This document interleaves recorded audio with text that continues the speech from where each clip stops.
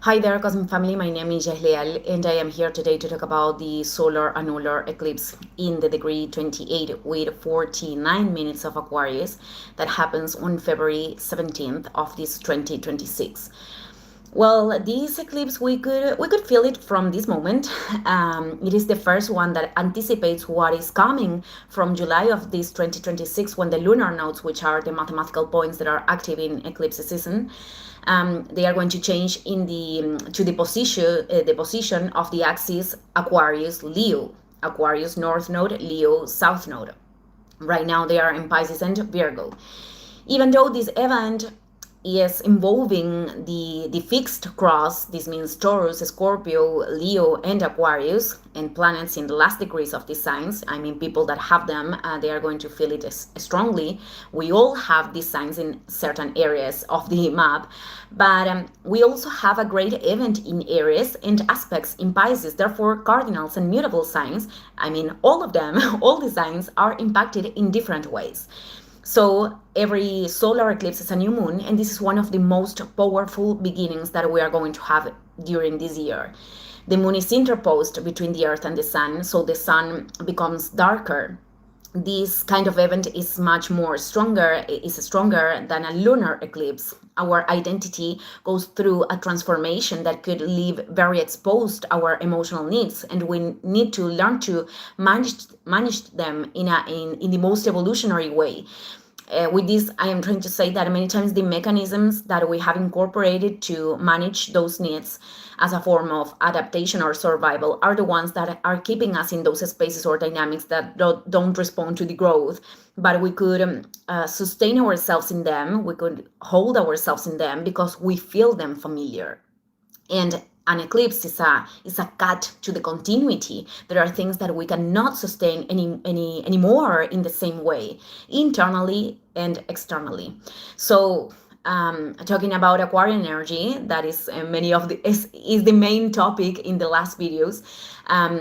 Well, this phase in the zodiacal wheel means this breaking with that old order to open up a new creative potential.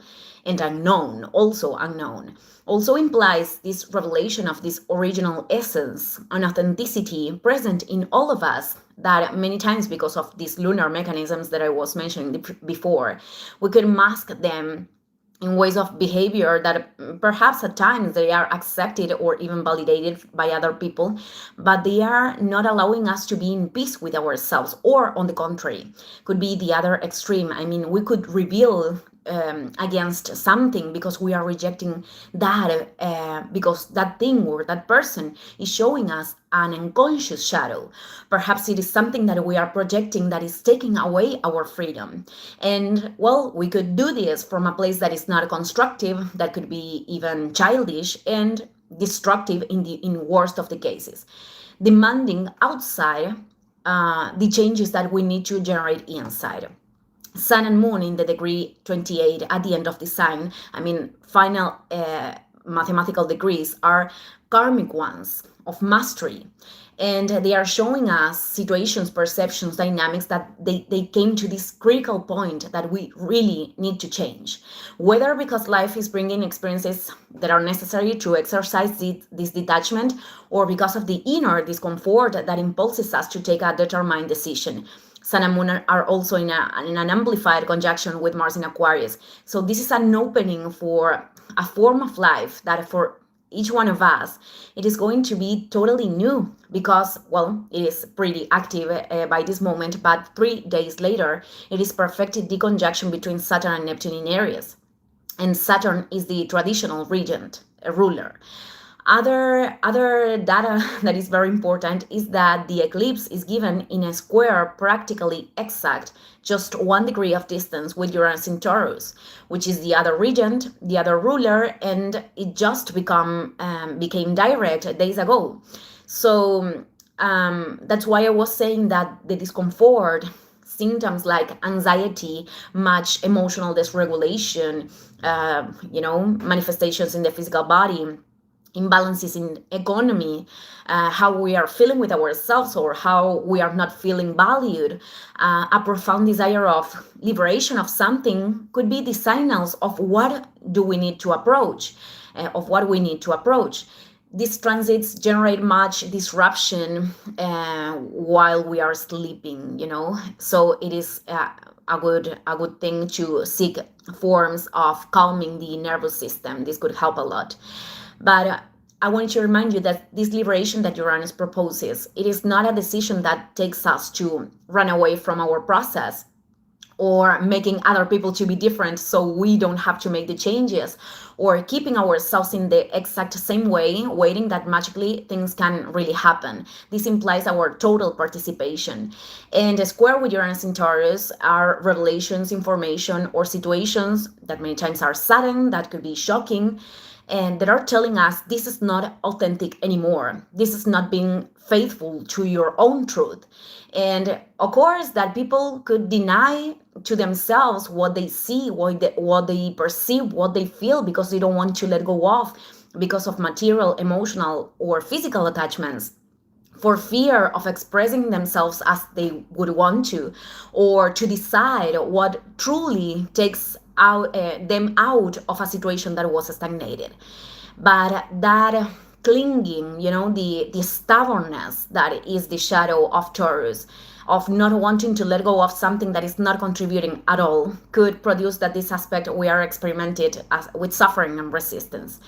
Or could be, that the fear and being untrustful prevents us from taking new opportunities that are being opened, and that could be wonderful and bring a lot of plenitude. So it is true that this Aquarian energy in attention with Uranus, we could experiment this process with a little bit of uncertainty. It is like giving jumps into the void and having to be open to the sustain of the cosmos, and we don't know where those experiences are leading us, or where we are going to end.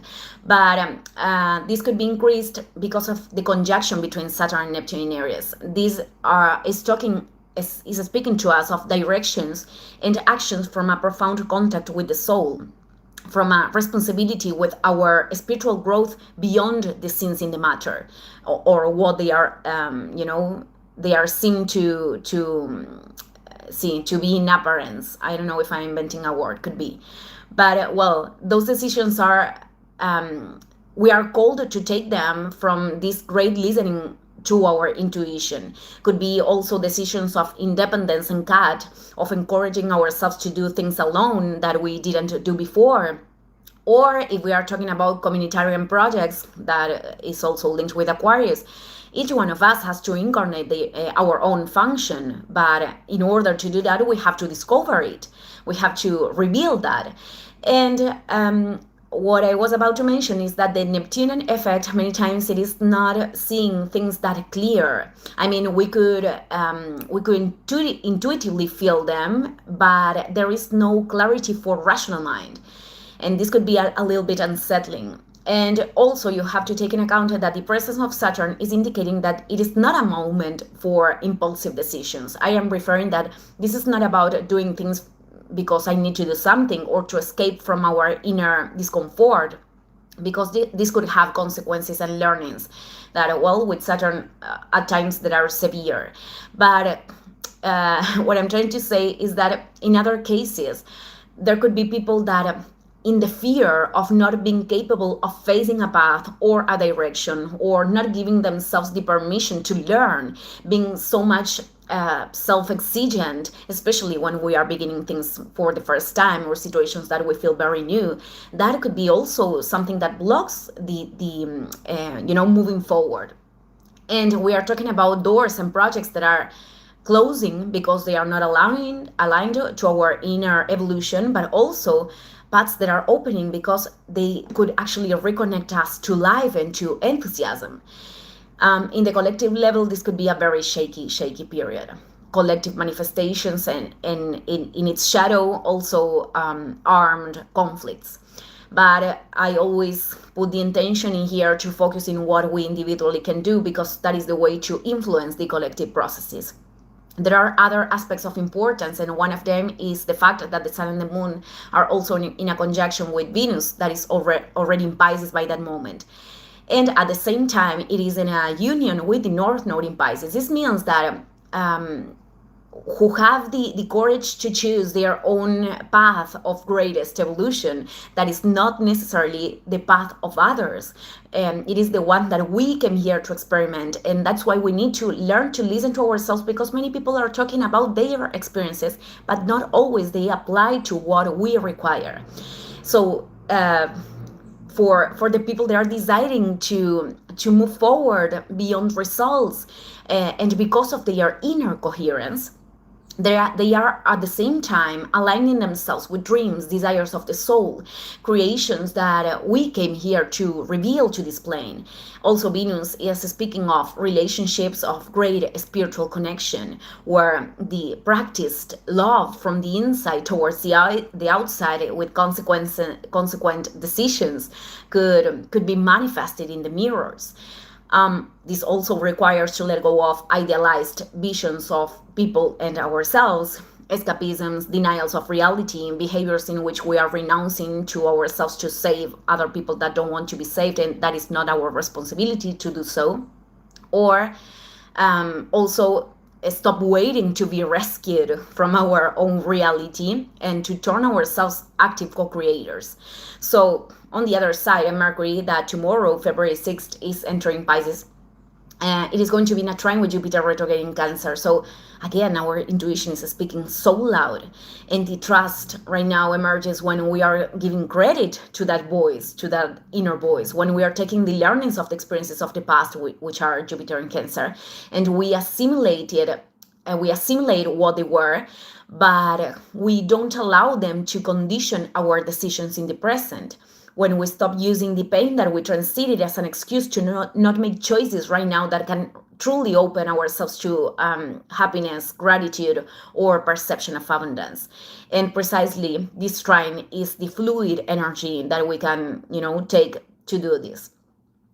These planets in Pisces and Jupiter retrograde in Cancer are the necessary balance to this mental energy of Aquarius, to truly process, feeling, and assimilating in all the levels, because the mind possesses its own self-deceit mechanisms, both when we are ready to do something and we are trying to stop that, or when we want to move to the next level but we don't have integrated an experience yet.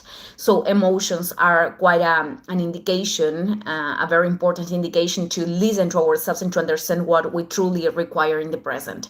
So I am going to talk more about this in next videos. Thank you, everyone. See you in the next transmission.